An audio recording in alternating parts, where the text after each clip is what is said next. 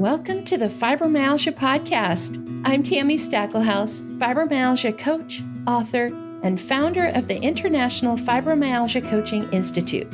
The goal of this podcast is to empower you with access to the dream team of experts and coaches I've discovered are key to living the fibro life you love.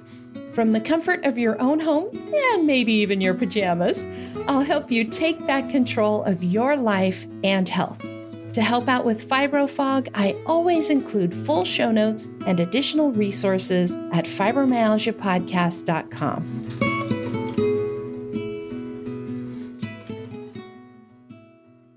Welcome to the Fibromyalgia Podcast.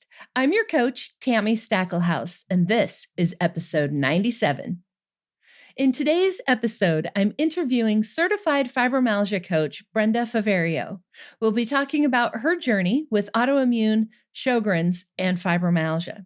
We'll be talking about how she went from a dutiful patient to a proactive and actively engaged patient to now being a proactive coach with her clients. As you'll hear in this interview, Sjögren's is an autoimmune condition that affects the moisture-producing cells of your body. It also affects approximately a third of all fibromyalgia patients, yet it's not very well known. We hope to correct some of that here today. Brenda is going to be sharing some of the red flags she looks for in her clients and what to do if you think you might be dealing with Sjögren's in addition to fibromyalgia. As always, the information we share here is meant to be educational. This is not meant to be considered medical advice. It is also not intended to replace consulting with a qualified physician or other healthcare provider. Brenda and I hope that you will take the information you learn here today back to your own doctors and providers to talk with them about what might apply to you. Now, let me introduce you to our guest. Brenda Faverio is a certified fibromyalgia coach, a certified integrative nutrition health coach, and a nationally board certified health and wellness coach. She has coached women with a variety of autoimmune diseases, complicated medical conditions, and fibromyalgia since 2015. Brenda is a graduate of the very first fibromyalgia coach training class and is one of the very first certified fibromyalgia coaches ever. Brenda was an autoimmune patient before she became a fibromyalgia patient and was diagnosed with Sjögren's syndrome in 1999 at the young age of 34.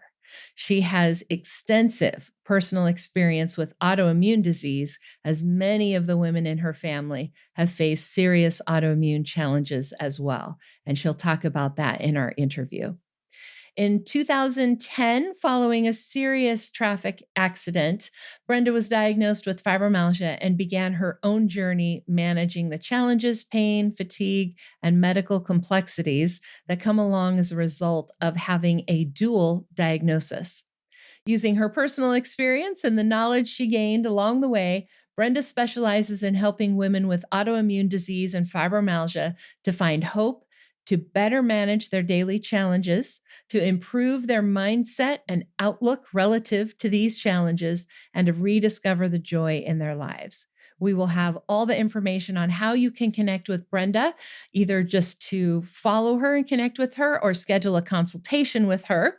That will be in today's show notes. Just go to fibromyalgiapodcast.com/97. And now here's my interview with Brenda.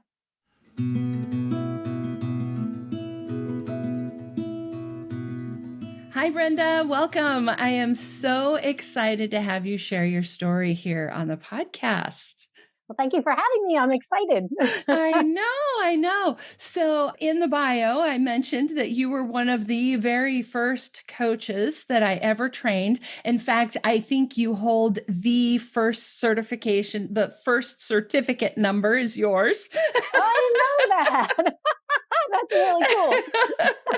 Yeah. So, it's kind of funny that we haven't talked before this. Well, because you've been around for a minute. Yes. but you got me. I did. I'm here. I did. So I would love to just kind of share a little bit with people about like, how did you get here? And even, you and I first met, what was it, 6 years ago? A Well, lot has even changed since actually then. 7, I think, 7? 2015. Oh, yeah, you're maybe. right. It was 7. You Yeah, graduated in 2016, but we met in right. 2015. Yeah. So, a lot's even changed then. So let's talk a little bit about your journey. And then I know there are some things that are going to come up in there that we will need to talk to people about, share some information on. Right. So we're going to be learning a lot as we go through with your story. So why don't we actually start with the word Sjögren's? Because people probably saw that in the podcast title Yeah. and thought, well, what the heck is What that? is And how do it? you even say it? Yeah. Well, it's pronounced Sjögren's. And that is the most common question I get when people ask me, well, what exactly do you have? And I'll say Sjögren's. And the answer almost 95% of the time is, what is that? And what it is, it's a systemic autoimmune disease that affects the entire body.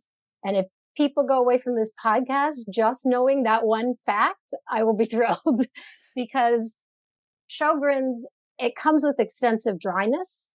And so what most people think of when they think of Sjögren's is dry eyes, dry mouth, which is accurate, but it's not complete. Right. There's so much more. Like it can be fatigue. It can be chronic pain. It can be major organ involvement. It can be neuropathies. There's a heightened risk of lymphoma, which is a type of cancer. And, even with women who are pregnant and have Sjögren's, there's a risk of heart block in the fetus and the baby. And so these are all things people don't know about Sjögren's. And that's what I always want people to take away is that Sjögren's is dry mouth and dry eyes, but it's so much more. Mm-hmm. And it attacks the cells that produce moisture, correct? Yes, absolutely. So your skin can be involved. Everything. Your digestive tract. Everything. If you think about your body and, moisture, it's everywhere. Women's health, everything. Right. So Sjögren's, I've heard people say, oh, that's the easy autoimmune disease. You have the easy one. It's eyes. And that is just, it makes me boil because that's so inaccurate. Sjögren's can be very mild, but there are people that are struggling with very severe symptoms as well. That's what Sjögren's is. And I think the reason it's important that we talk about it is that the Sjögren's Foundation, which is an organization for Sjögren's patients, they did a Living with Sjögren's study. And the people that they surveyed, the Sjögren's patients, 31% of them had fibro. And if you look at the reverse, fibro patients, it's about a third of fibro patients that have Sjögren's. So it's something that people need to know about. They need to look for. They need to understand what does that mean. Yeah, definitely. I mean, a third is a huge overlap. So we will be talking about some of those details in a minute where people can kind of figure out, is this something I should be worrying about or not? Because a third is a lot. But let's start with your story. I think sometimes that illustrates things better, like your own experience going through it. Sometimes people can recognize themselves in that. So where did Brenda's journey start? Okay. Well, Brenda's journey started back in 1996. So that's a long time ago. Yeah. In 1996, I was new mom of 3 kids, 4, 3, and an infant. I had just gone back to work. I worked as a speech therapist and a behavior analyst in a developmental preschool.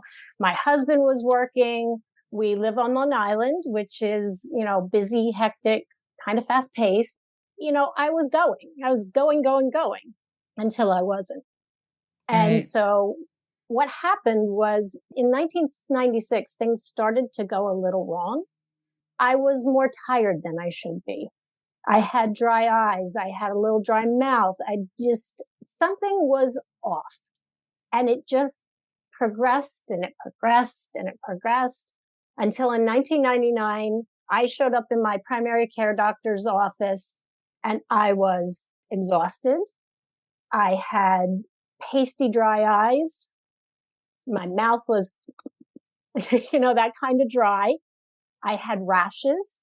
I had a rash around my mouth that was white with little red dots. I had an angry red rash around my armpits, and I was scratching. Every morning I would get up, my husband would laugh. I'd get up. The first thing I did was scratch my sides because I was so itchy. And so I remember clear as day sitting in her office, and I just kind of laid it all out there. And I was lucky. I was very fortunate. This episode is going to be right before Thanksgiving. So one of the things I'm super grateful for was her response. I had a great primary care doctor. She's the type that hugs you when you come in, hugs you when you go out. And she put her hand on me and she said, "You're just too dry for a 34-year-old. And she said to me, "How do you feel about seeing a rheumatologist?" I was relieved. That's not most people's experience. No. Back at that time, it took 5 to 6 years for people to get any kind of diagnosis. So from my medical professional to hear me, see what I was saying, and she not only sent me to the rheumatologist, she sent me to the dermatologist, and she sent me to the eye doctor, the ophthalmologist. So the very first place I went was to the ophthalmologist. But you have the wait. You see the doctor and then you have the wait before you get the appointment. Right. So most people would have been like Googling like crazy, dryness. And I didn't do that. And the reason I didn't do that was I already knew what was wrong with me. I knew my diagnosis before I had my diagnosis. And the reason I can say that is I had an extensive family history of autoimmune disease. So just to rattle off a few, I don't know if people will be familiar, but my mom had Sjögren's. My sister had Hashimoto's. My niece had what was called overlap syndrome, which was lupus, vasculitis, which is an inflammation of your blood vessels, and anticardiolipin, which is a clotting factor. So it wasn't unfamiliar to me. I kind of knew what I was getting into. So I went to the eye doctor and he put the little papers in your lower eyelid. They're called litmus papers. They're little strips. And he saw, and I think this is an experience people can relate to. He saw me as a healthy 34-year-old woman. So he anesthetized my eyes before he did this. And really, it's called a Schirmer's test, and it should be done anesthetized and unanesthetized. Obviously, you would do the unanesthetized first. But he poo-pooed what I had because he looked at me and I looked, quote unquote, fine. He thought maybe you just had dry eyes for some reason. He thought allergies. He thought, staring at the computer too long. Exactly. He didn't expect. So he put the papers in my eyes. And what they do is they measure tear production, because if you put papers in your eyes are going to cry. Tear. It's not the most pleasant thing. So it should have wet the paper to 10 millimeters. And what happened was it was less than 1 millimeter in each eye. And he was shocked and apologized all over himself because he said, "Now I have to have you come back and do it again." So I did. I went back. And I had 0 tears in my left eye, and I had less than 1 millimeter in my right eye. And so he wrote in his report that I had an extensive dry eye condition secondary to a quote unquote nondescript autoimmune disease. So he didn't diagnose me with Sjögren's, but to have that level of dryness indicated an autoimmune disease. Mm-hmm. So I had that, went to the dermatologist. They said, "Wow, you have so much dermatitis." Wow is always something you want to hear from your doctors, right? Exactly. But it can feel very vindicating, I mean, Absolutely. I remember I had a doctor who did that once and wow, I'm like, yes. Yeah, exactly. I mean, that's one of my big gratitudes. I had doctors who heard me. And that's not the case for everybody. Some people, they're not heard. And that's why I think a really good medical team is so important. So off I went to the rheumatologist with my 2 reports in hand, and he did the blood work. And I don't know if anyone's been to a rheumatologist, but blood work is extensive when they think you have an autoimmune disease. We're talking 14, 15 vials of blood. It's crazy the amount of blood they take. And he didn't find anything. My ANA was negative. These are markers that you would look for, the SED rate, anything that indicated inflammation, negative. No markers for Sjögren syndrome. And he looked at me, and again, I was so fortunate. He said to me, you have such an extensive history of autoimmune disease. And I left out the details, but my mom did pass away from complications of her Sjögren's. And he said, clinically, you're presenting with all the symptoms. So what he did was he gave me a diagnosis of non-serum Sjögren's syndrome. And what that meant was, I think you have Sjögren's. I can see you have Sjögren's, but your blood work's not showing Sjögren's. So it's not in your blood. So we'll say non-serum. So that is something, autoimmune disease can be very fickle with blood work. So it's important for people to know that, like, it may not show up right away. It didn't for me. And that was in 1999. So I was so fortunate that he felt he could give me a quote unquote diagnosis. It wasn't an official Sjögren's diagnosis, but he knew something was there. And so I was with him from 1999 till 2005. And during that time, my symptoms went up and down and up and up and up and progressed, and I was getting worse. And I like to describe myself. I was like the dutiful patient. If they told me to take a medication, I took it. I wasn't proactive at that time. I took medications, then they give me medications for side effects of medications, and I'd take those. And I had handfuls of medication. And in about 2005, he looked at me, and I could give you a list of some of the things. I tested positive for Epstein-Barr, so they investigated that. I had tachycardia, which is a rapid heart rate. So I was seeing the cardiologist. They diagnosed me with a clotting disorder, which is factor V Leiden. I had the anticardiolipid was there, then it wasn't. The ANA was there, then it wasn't. And it was just constant. I was losing weight. I had gastritis. At one point, I weighed 86 pounds, which was so very, very unhealthy. I had increased migraines. I had elevated liver values and was going to liver doctors. My migraines were just off the charts. Raynaud's syndrome. I had, everything. Raynaud's is when your hands are cold, they turn kind of a purplish.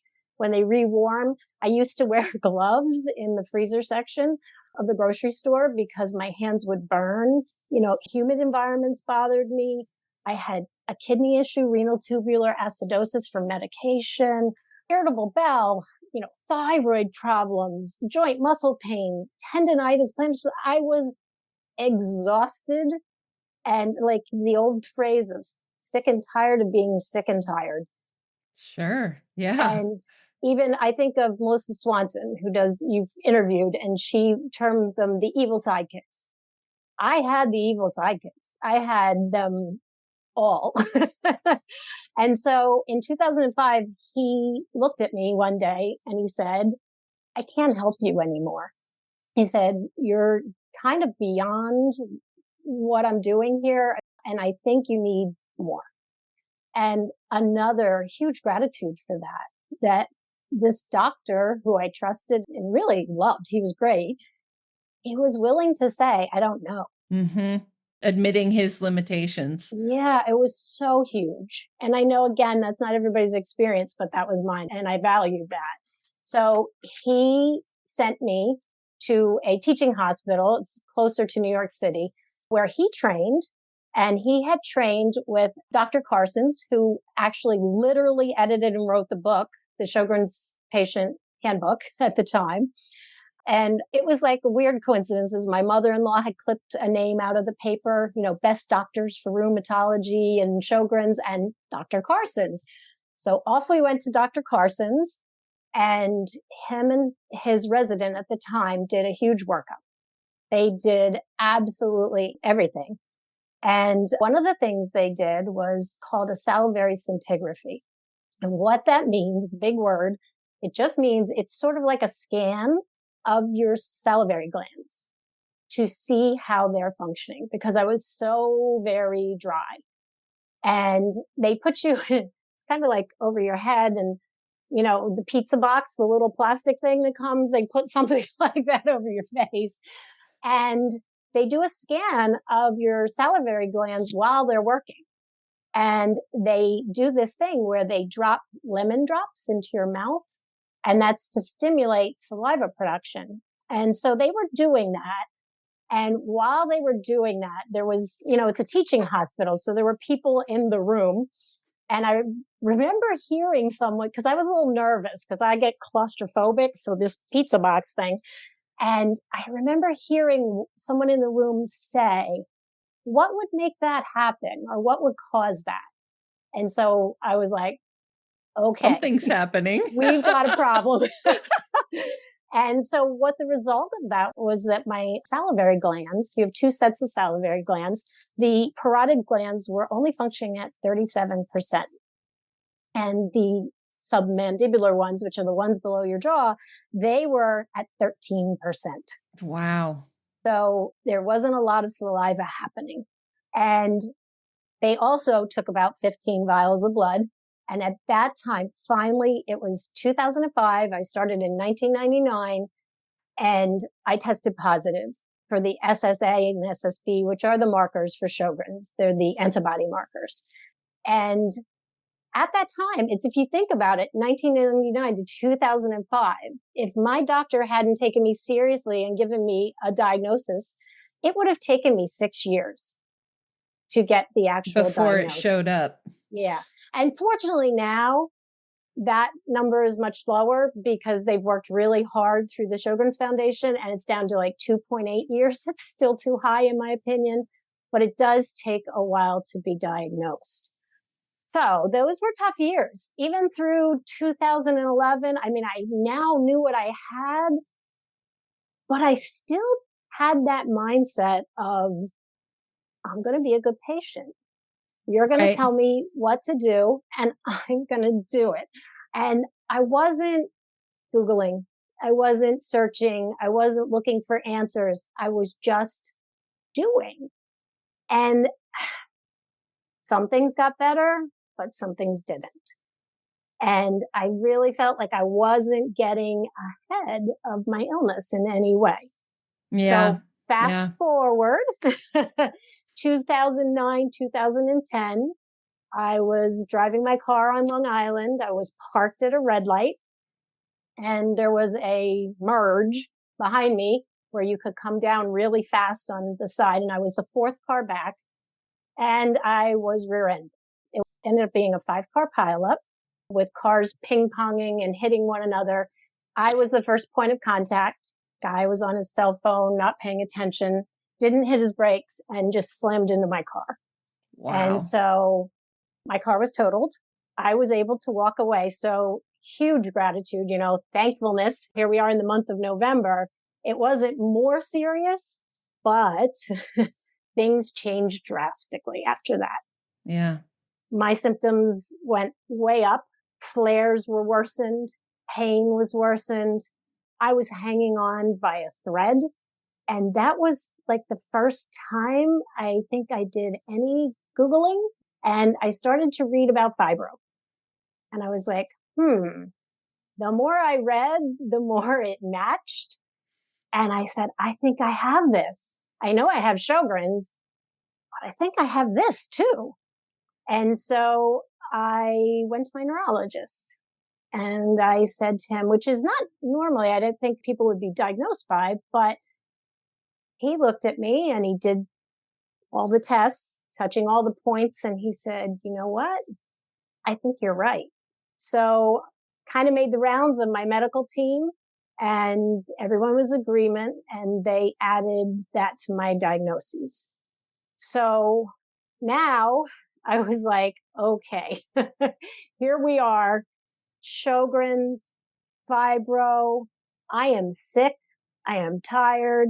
I'm still working and taking care of 3 children. and, getting through my days. But I mean, they have pictures of me on vacation and I'm asleep in a bed and my kids are posing around me. They're at the beach. I'm in the room with a towel and ice pack on my eyes, so it was significant. And I mean, I guess what we know about fibro is it's an amplifier. Mm-hmm. So if you're someone who has an autoimmune condition and has these things going on, and then you have fibro, it's going to Just take turning those the dial symptoms up. and turning it right up. And Yep. so that's where I was at. And at the time, so in 2014, unfortunately, my niece passed away. She passed away. It was cancer, but it was complications from her autoimmune disease. She was a 2-time kidney transplant survivor. She was only 36 years old. Mm. And that was a big, hard thing for me. I had lost my mom to autoimmune disease. She was 59. I lost my niece. My other sister had early onset Alzheimer's, which they thought there was an inflammation component to that as well. And I was turning 50. And I had just this aha moment, this epiphany of something has to change. There were women in my family, and we all know autoimmune disease is more common in women, and they were dying too young. And whatever we were doing, it wasn't working. I just knew that something had to be different. I think I found my why in that moment, Mm-hmm. And I think that's important too when you're in this journey, is to have that why. And I'm so grateful, again, Thanksgiving, grateful for that moment where I kind of said, okay, what do I do?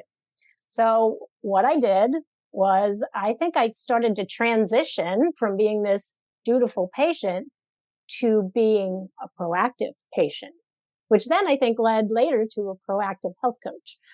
I first started out, I didn't know where to start. So I said, must be what I'm eating. So I did the Institute for Integrative Nutrition. I became an integrative nutrition health coach.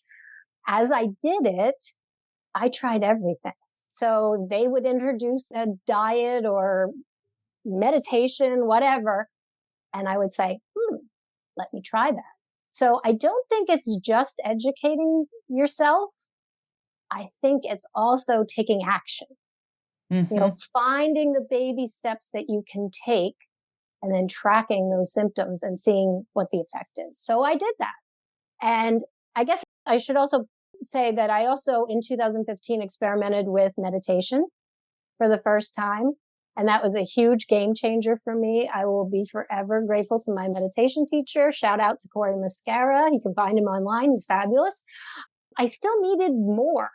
So I found Tami. I was Googling and I found Tami.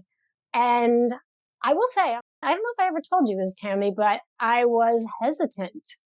And the reason I was hesitant was I said, am I a fibro patient? I'm not a fibro patient. Well, yes, I am a fibro patient. But that was definitely secondary to your Sjögren's. Like your Yes, identity as a patient, first and foremost, was Sjögren's. absolutely. Yeah. Absolutely. So here I had this identity as a Sjögren's patient, but I also had fibro. And is that going to be the right connection? Because it's not Sjögren's and everybody's going to have fibro and just fibro. And so I hesitated, but I took a risk and I did it. And Tami and I connected. And like she said, I became part of the first, at the time, you didn't have the coaching advisor program. It was just a coaching program. It was my guinea pig program of, I thought, I don't know, is anybody even going to want this? And I'll tell you, it was, again, game changer. One of the best things I ever did. And I'm so happy that I was able to cross that diagnosis line, I guess. I don't know how to put it, but there's so much overlap between Sjögren's and fibro that the things that I learned from Tami and that I use today even, but still always, they apply to Sjögren's.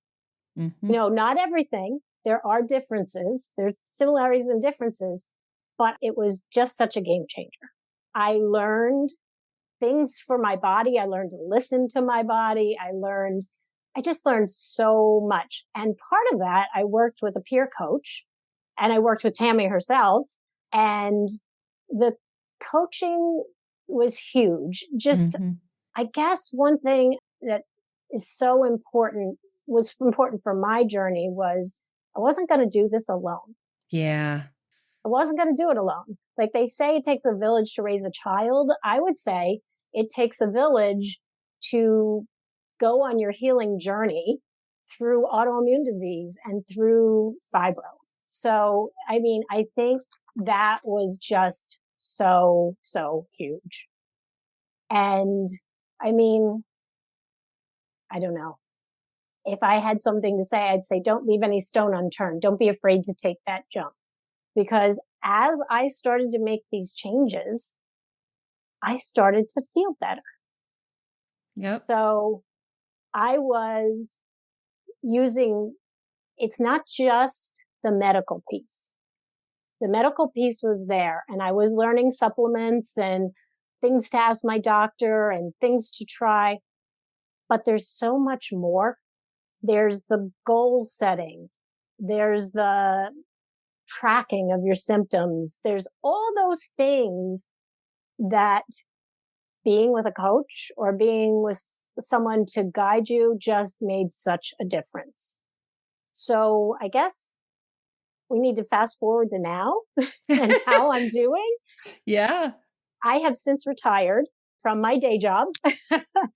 Thank you, COVID. And the reason for that, I was taking a steroid at the time of COVID, which I will not lie was a little terrifying. The steroid made me at risk.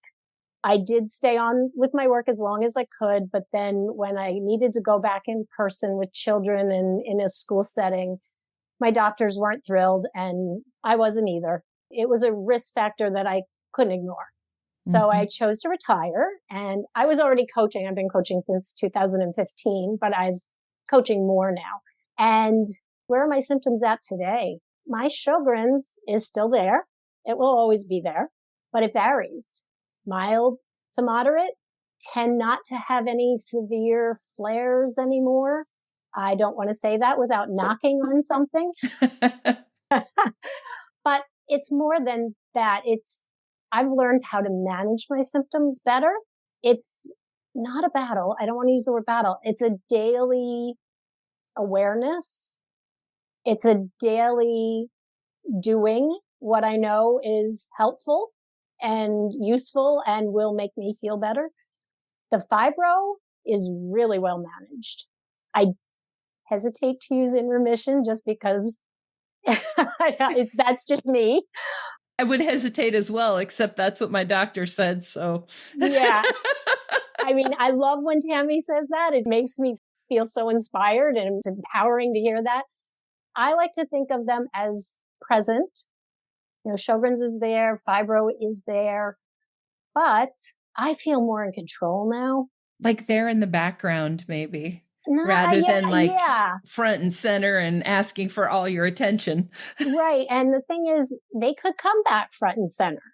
And I kind of now know the triggers. And I'm not saying that I don't have, things that come up. I still deal with a pain management doctor regularly due to the car accident. I still have these days, because I'm getting older, a lot of changes in my neck and back and spine that I'm dealing with. But I also know I have to deal with those things, because if I deal with those things, then the fibro can't get to them and amplify them the way that it does. So I think that's really important. So I think, I'm in a good place right now. I'm able to do some things that I couldn't do before. Tami knows this about me. Exercise. I'm in a very active family. And it was hard for me to be in an active family. Since it's Thanksgiving, I guess I'll tell the story. Every Thanksgiving, my family does the turkey trot. And it doesn't matter if you're a guest, you're staying with us, you're doing the turkey trot. It's what we do. But I could never do it. And my family would be out there running, walking, and I would be standing on the side holding the coats. And one of my goals as I got better was no more holding the coats. And last year, and I'm going to get teary-eyed. Why am I getting I teary-eyed? know, I'm getting goosebumps. Last year, for the first time, I walked the entire thing. I didn't hold the coats.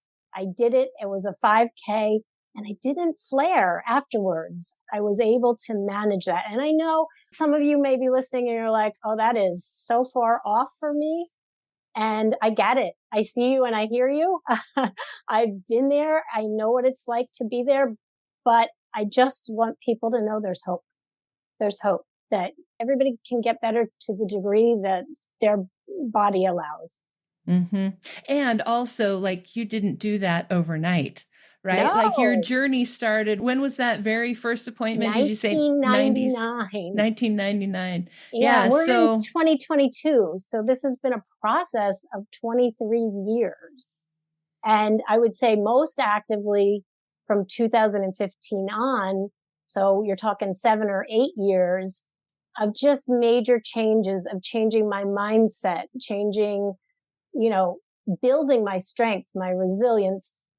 It's not strength, resilience, optimism, mindset. People have them to all different degrees, but it's a skill set. And it's a skill set you can learn and you can build over time. And I think that's something that I hope people can grab onto. mm-hmm. Mm-hmm. Yeah, we definitely want to give people hope that you can get better. But I also don't want to like discourage you with, 23 years, maybe I'll get better. Yeah. I thought about that.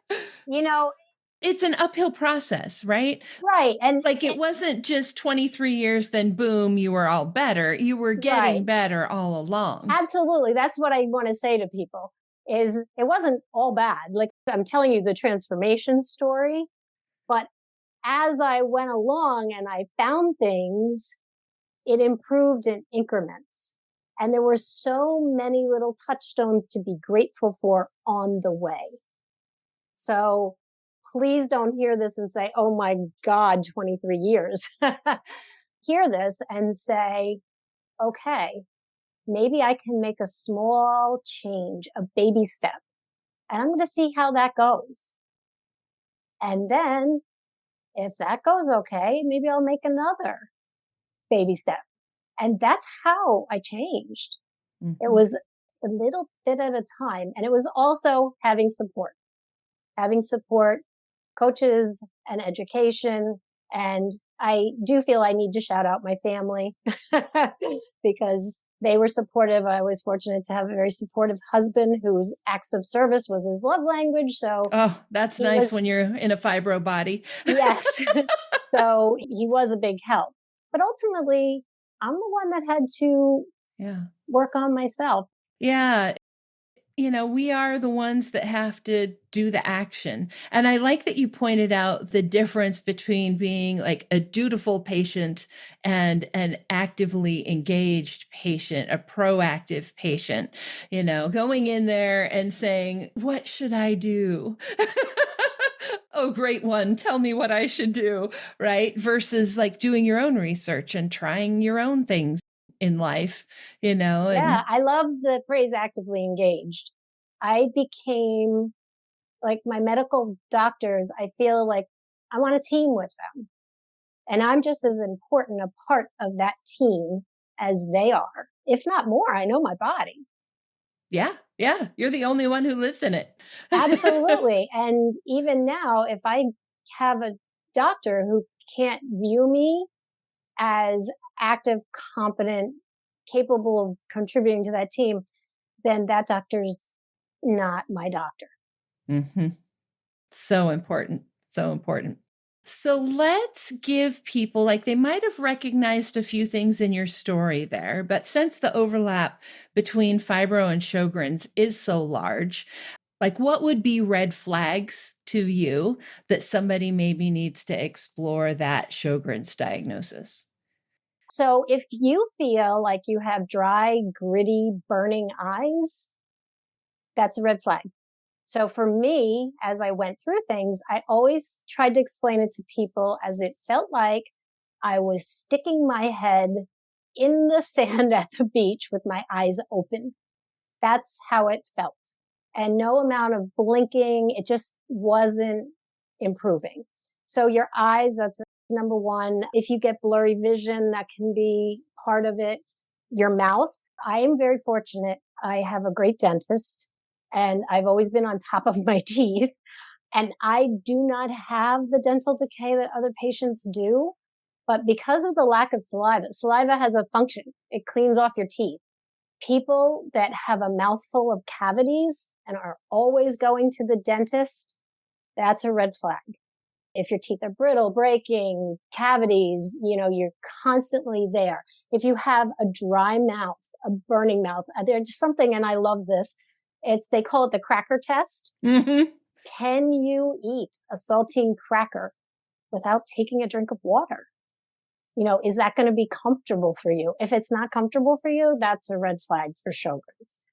Difficulty talking, chewing, swallowing. My husband's always on red alert. He knows that if we're out to dinner with people and I stop talking, he needs to check and make sure I'm not choking. Because I have had incidences where, things get stuck because there's not enough moisture. Like even now, if no one minds, I'm going to take a drink. Yeah. I hadn't thought about the choking aspect of things, Yes. but I can totally see it, right? If your mouth is so dry that eating a saltine cracker is uncomfortable, what happens when you swallow that cracker? Yeah. And pills.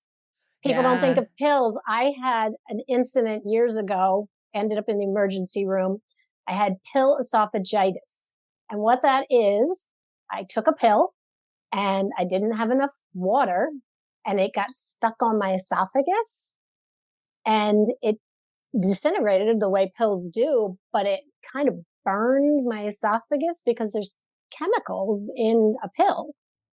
And they're not supposed to dissolve up here. They're supposed to dissolve down here. Exactly. They're not supposed to be stuck to your esophagus. Right.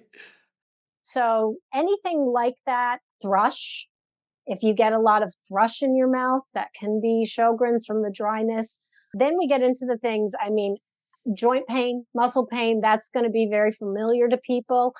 If you have that, your tongue is cracked or sore, get blistering in your mouth. I get a lot of ulcers and blisters. Your skin, like I said, scratching. I was scratching constantly. I had rashes and I was constantly going to the dermatologist. What's this rash? What's that rash? I can't use certain detergents or fabric softeners or bounce sheets. I have to be very careful of those things. If there's too much detergent on my clothes, then the dry skin can interact. I'm very sensitive. I use different deodorants. People with Sjögren's use different makeups or don't use makeup. So there's a lot of things to think about. The fibro piece was different. The fibro piece was more that widespread full body pain. Sjögren's isn't going to take something that's not painful and make it painful, like a hug. Right. Sjögren's not going to do that. Sjögren's isn't going to, if you stub your toe, it's not going to feel like an anvil fell on your foot. That's the fibro piece. And when you put those together, you have these symptoms and then you have Sjögren's amplifying. And so that resulted in what I went through. Mm-hmm. Mm-hmm. And I'm not alone. I have to say, like 70% of Sjögren's patients have at least one other autoimmune disease and 50% have two or more. And I think it's the same with fibro. Fibro patients, they can have all these other things going on as well, and they interact. It's pretty rare if I talk to somebody that doesn't have something else going on besides fibro. And when I do, it's usually because they're fairly newly diagnosed. And so like all the stuff hasn't had a chance to build yet. So it can, just another reason why it's important to get good, effective help as early as you can to maybe avoid some of this stuff. Early diagnosis. And that's why I'm doing this because, well, Tami will tell you I'm a little camera shy, but the thing is, if I can tell my story and one person out there can recognize these signs in themselves and can get the help they need. I've seen Sjögren's be mild. I lived Sjögren's being severe. My mother had Sjögren's and she had liver complications. She had lung complications. She was legally blind. She had everything you could have with Sjögren's, and she ended up dying young. So I know the whole spectrum of Sjögren's. From my niece's experience, I know the whole spectrum of autoimmune. I've walked that walk with my family members, and now I walk that walk with the people that I coach. And so, yes, I'm doing really well now. And people will say, oh, she might not understand what I'm going through. But I'm here to say I do. I've seen it. I've lived it. I know. Yeah. Yeah. So if somebody recognizes themselves in all of this, what do they do? Oh, that's such a good question. So first stop, go to your doctor. That's number one. Most people have to start with a primary care, but if you can, a rheumatologist, an eye doctor. My eye doctor was very pivotal in me getting a diagnosis because he was the first person to say extremely dry eye condition secondary to a nondescript autoimmune disease.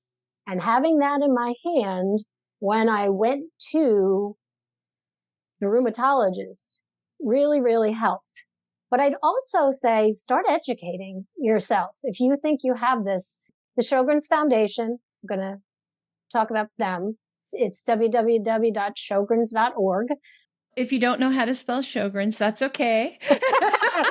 Brenda will that. share, but also we will have these links, the spelling, all of that stuff in today's show notes. And you'll find that at fibromyalgiapodcast.com/97 for today's episode.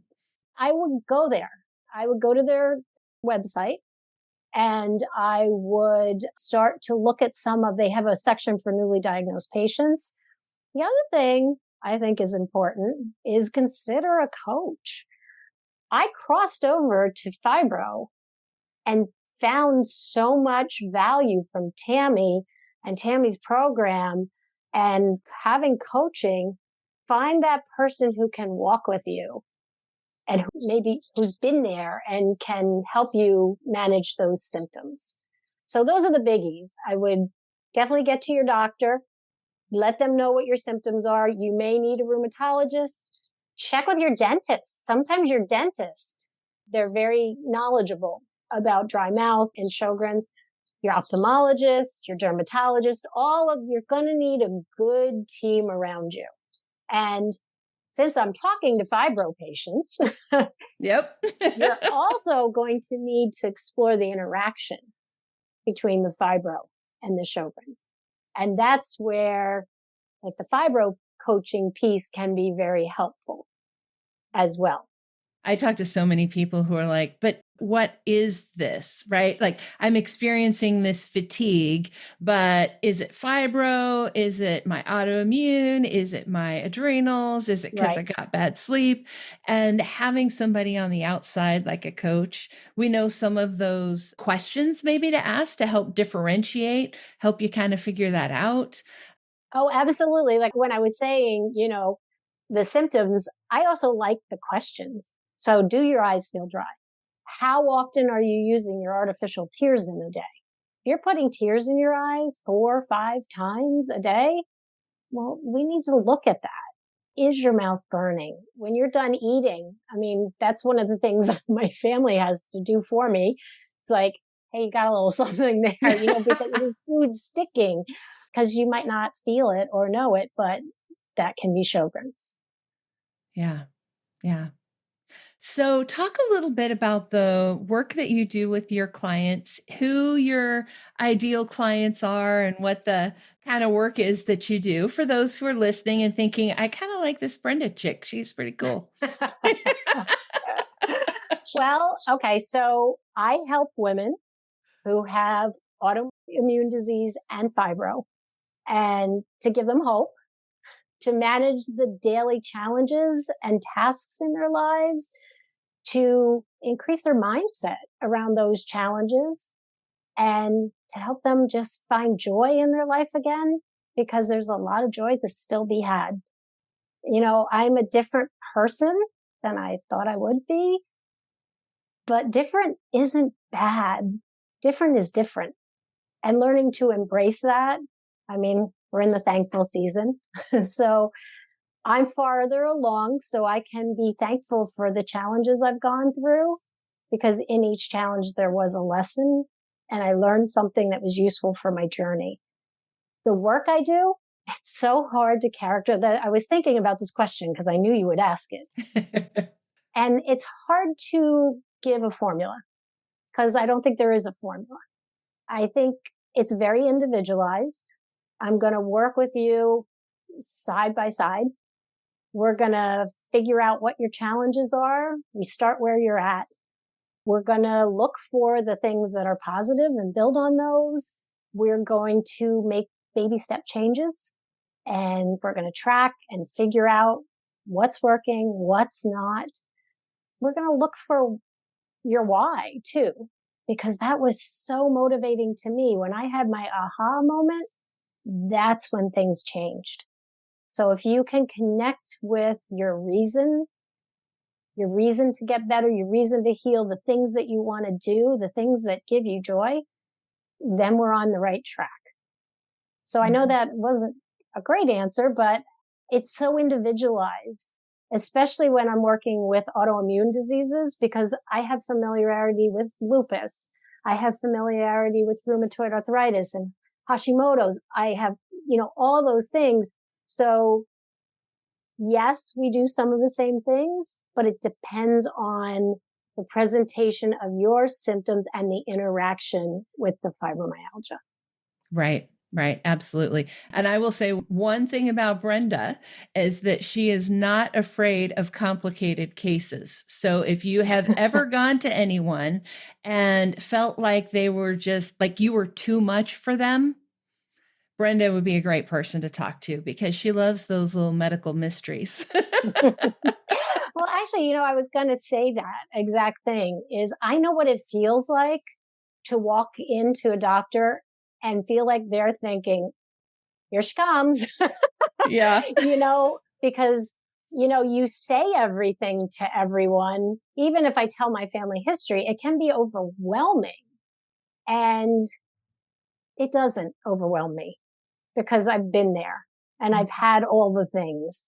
And so I know that you can get through all the things. It's just the matter of figuring out where we need to go, what changes we need to make, what direction we're heading. And, I'm looking on my desk, never give up. It's a work in progress. I'm a work in progress. I still have things that crop up. And then I say, okay, this is what is. What am I going to do next? And I start to look for options. I think I am a problem solver. Definitely. Yeah. I like that. So I like looking for solutions. Solutions. Yeah, definitely. Well, as we wrap this up, it's been an awesome conversation. It's been great having you here. I would love to give you just a minute to talk to the person out there who is lost in the weeds with fibro, autoimmune, all the things, and just like talk to her for a sec. Wow. So I would say, first of all, I see you. I understand where you're at. I know how hard it is. And I would hope and pray that you could give yourself some grace in this moment and, drop the shoulds and coulds, be where you are, and know that there is a way forward. There's hope. There are things you can do, and there are people who can help you. Be kind to yourself. I'm big on self-care, treating yourself the way you would treat a good friend who came to you in that position. And if you can do that, that's a great first step. Yeah, I agree wholeheartedly. Yeah. Well, thank you again so much, Brenda. Everybody, if you go to fibromyalgiapodcast.com/97, we'll have links where you can connect to Brenda.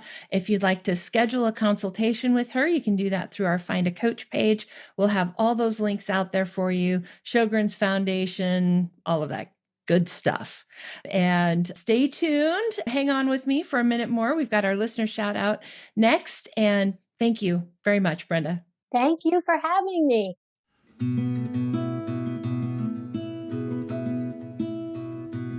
And that wraps up my interview with Brenda Faverio. Brenda and I both hope that the information we shared today gives you encouragement, gives you hope, and maybe even a few new things to talk to your doctors about.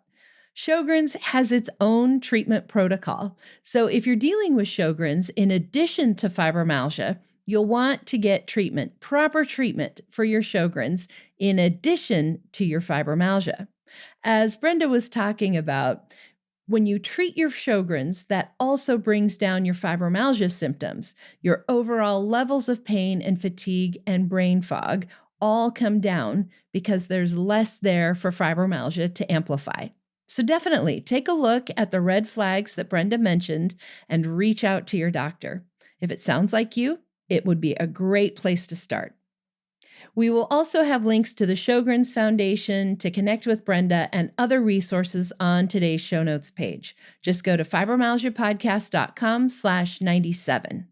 And if you would like to schedule a consultation with Brenda or one of our other students or coaches, just go to findafibrocoach.com. We'll have that link on today's show notes page as well. There'll be a little application to fill out to tell us more about your situation, what your challenges are, and what you're hoping to get out of working with a coach. Then you'll be able to choose the type of coach you want to work with. Now, I've got a quick announcement for you, plus this week's listener shout out. Beginning next week, on Monday, November 28th through Friday, December 2nd, you'll find the Unleash Your Higher Purpose Masterclass series. If you have been feeling like you were made for something more, if you're running on empty, stuck in the muck of day-to-day life managing your fibromyalgia, consider joining us. I am one of 28 speakers who are sharing our stories. We're sharing insight, and let me tell you, there's some juicy gifts to help you go from feeling like there's gotta be more to discovering and implementing the heart-driven purpose that has already been given to you. Yes, even with fibromyalgia. I won't give it all away, but let me tell you, if the other interviews are anything like mine was, this is going to be on fire. There's even a VIP all access pass that'll give you lifetime access to all of the speaker videos. And I am also offering a special live bonus class only to the attendees of this event on how to create a life of purpose while protecting your energy and your health. You'll actually learn some of the tools I use to grow my business while improving my fibromyalgia. I did not get my fibromyalgia into remission first and then go about building a life of purpose. I did it at the same time, and you totally can too. So go to today's show notes for the link to register for the Unleash Your Higher Purpose Masterclass series. Go to fibromyalgiapodcast.com/97. Now our listener shout out. This is an email I just received in the last couple of days from recording this from someone who had a consultation with one of our students. She said, "Hi, Tami. I had a free consultation with Penny, which I really enjoyed. For the first time since being diagnosed with fibromyalgia, I felt understood. I am very thankful for the time she took to speak with me and for the consult. I am also very grateful for your podcasts. I have learned a lot and will continue to listen to them as they do help me to feel a lot less alone. Thank you so much." You are so welcome, and I am so glad that you found that consultation helpful. We really do find that people who meet with one of our students or coaches, often we're the first person that they're talking to that actually gets you. Because we have fibromyalgia ourselves, we really do understand. We have walked in your shoes, so to speak. So if you would love to have someone to talk to about your fibromyalgia, to get some new ideas from someone who just honestly understands you, please reach out. We would love to have that conversation with you. Today's show notes is fibromyalgiapodcast.com/97, and you will find the link there where you can schedule a consultation. Now, please come back next time for our next episode.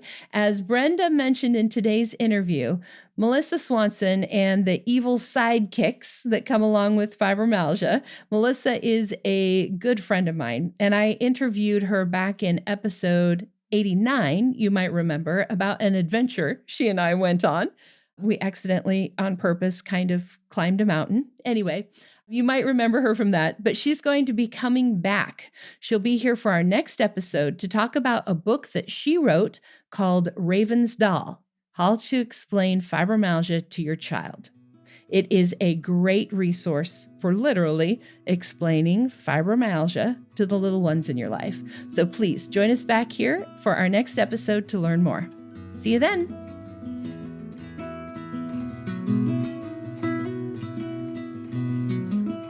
And that wraps up another episode of the Fibromyalgia Podcast. I'm your coach, Tami Stacklehouse. For daily doses of hope, inspiration, and practical advice, come hang out with me on Facebook. Visit facebook.com/fibrocoach to find my personal coaching page and connect with me directly. To find the show notes, additional resources, or to schedule a consultation with me or one of my coaches, visit fibromyalgiapodcast.com.